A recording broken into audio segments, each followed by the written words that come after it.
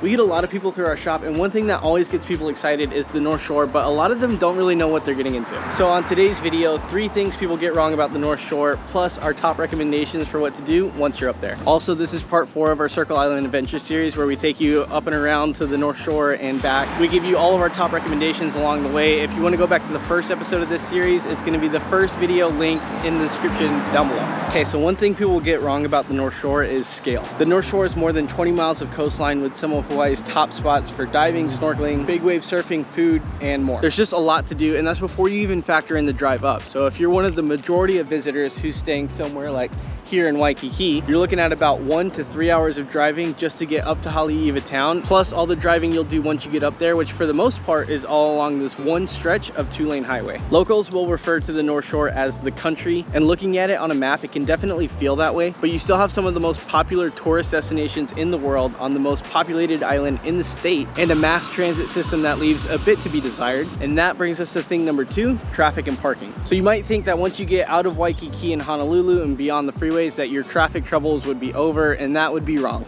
The North Shore is famous for its almost daily traffic jam centered around Haleiwa town, Lani's, and Waimea Bay. These can turn a 20 or 40 minute drive into a 1 or 2 hour drive, and all of that extra time really starts to add up, especially once you factor in parking, which is usually what causes most of these traffic jams. Traveling on something like a motorcycle can help, but for the most part, you really just gotta either be early or be lucky. So maybe you're catching a theme here, but the number one thing that people get wrong about the North Shore, at least the people who come to our store, is simply underestimating the amount of time you're gonna need to get around. We get a lot of people who come to the store and they want to see the whole island in a day, which you can do, but if you really want to experience a place like the North Shore, at least the best you can as a visitor, you really want to give yourself at least a full day to do it.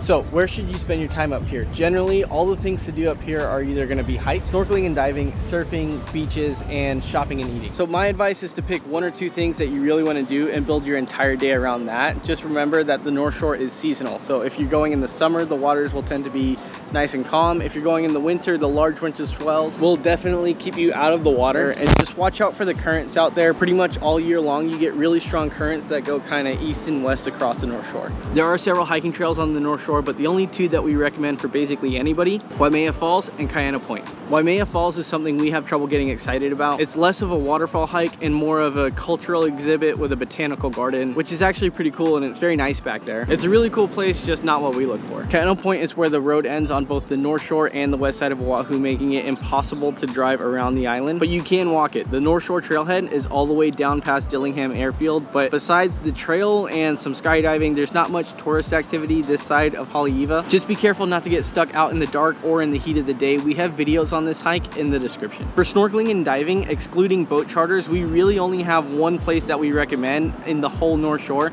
and that's Pupukea Marine Life Conservation District. Now this is actually 3 spots all in one area: Sharks Cove, 3 Tables, and Waimea Bay. We have several videos now on these spots, but the cliff notes are Sharks Cove, mostly diving; 3 Tables, decent diving with a really nice beach; Waimea Bay, really big beach, plus cliff jumping, and there's some good diving around the edges. There's also the Beach Cove at Turtle Bay, which can be nice. It's a little bit more sheltered, and it can be better if you're not a great swimmer. Just remember to plan all your snorkeling and diving for the summertime when the water is calm, because pretty much during the winter, you're not going to be able to do it. If you are here in the winter, you might be able to catch some of the big wave surfers, mostly out at Waimea, Bonsai, and Sunset Beach. As for beaches where you can just kind of bum it out on the sand, really anything between Sunset Beach and Waimea Bay will work, but most of the sand grazers will either end up at Waimea Bay, Sunset Beach, Turtle Bay, or 3 Tables. All of these beaches are going to be easiest to access when traveling from east to west, and we have videos linked below if you're interested. We did leave Lani's off of our list of beaches. This is that really famous Turtle Beach. We have a video on it if you want to know the details, but this is a very high traffic beach, and we don't recommend planning to set up here and hang out for the day. It's almost always murky, so it's not great for snorkeling either. It's not a bad beach, there's just better ones around that are much less sensitive. The thing to know about Lani's is you can only access the parking lot if you're traveling from west to east. Otherwise, you got to go all the way into Haleiwa, turn around,